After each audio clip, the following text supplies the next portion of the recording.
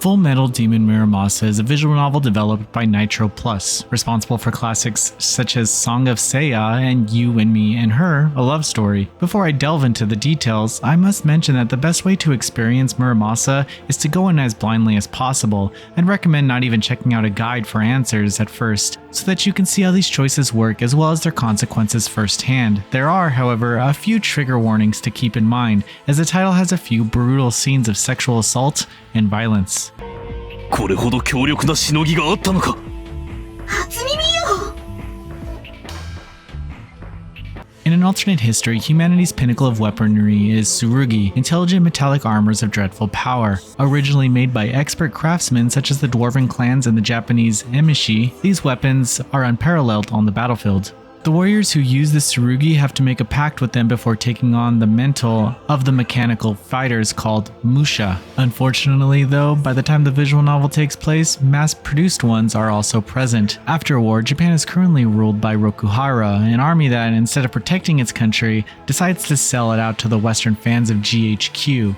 However, instead of being just allies, these two forces see each other as a necessary evil. The truth is, there's a veiled conflict between them, and they'd love to eliminate the other. Still, they're not the only forces causing uproars all around Japan. A monstrous musha, known as the Silver Star, Jinsaigo, has been terrorizing numerous villages. Calamity ensues wherever it goes, leading to people going mad, resulting in abnormally large-scale conflicts where no one survives. Even for this kind of destruction, the armored warriors can spread around. Jinsaigo is on a supernatural, insane scale, like a force of nature. Muramasa ultimately tells the story of a young man called Minato Kagaki, whose only purpose in life is fighting Jinsaigo. However, he's not one you would call a hero. He's a pragmatic man with strong ethical concerns, but this is not the setting that would allow him to be such a naive and pure creature of myth. If there's one character who could perhaps take that place, it'd be Ayami Ichijo, one of the girls he meets along the way. Her straightforward nature makes her unable to accept evil things.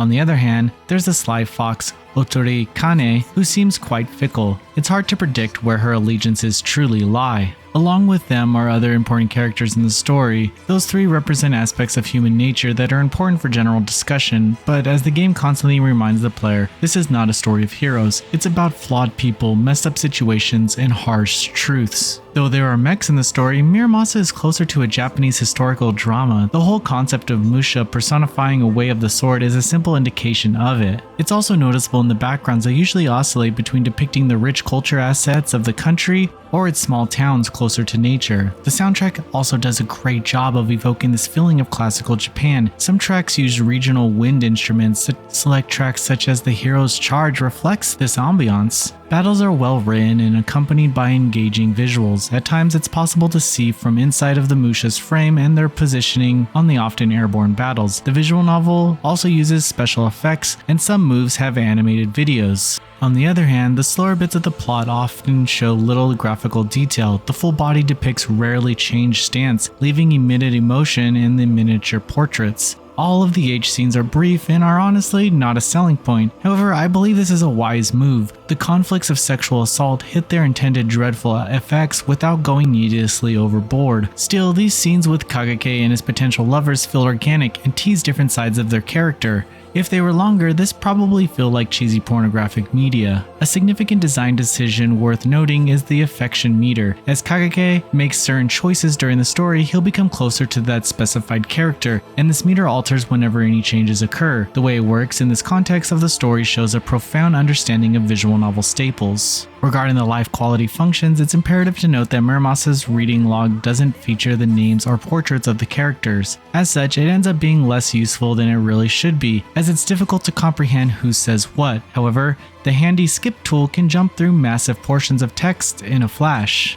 Moreover, it's impossible not to mention the high-quality translation. The English text is simply perfect. For such a lengthy experience, which took me over 100 hours to complete, it's kept me completely immersed the whole way through without finding a speck of pacing annoyances. The staff behind the translation deserves recognition for their brilliant work in this product.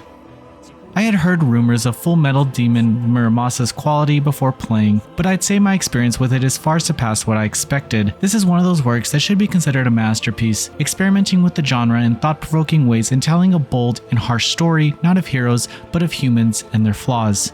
Noisy Pixel is giving Full Metal Demon Muramasa a 9.5 out of 10. Thanks for watching. Please read the full review at noisypixel.net. Noisy Pixel is run by a group of gamers who work hard to deliver news, reviews, previews, and more. Please subscribe to keep up with all our future content.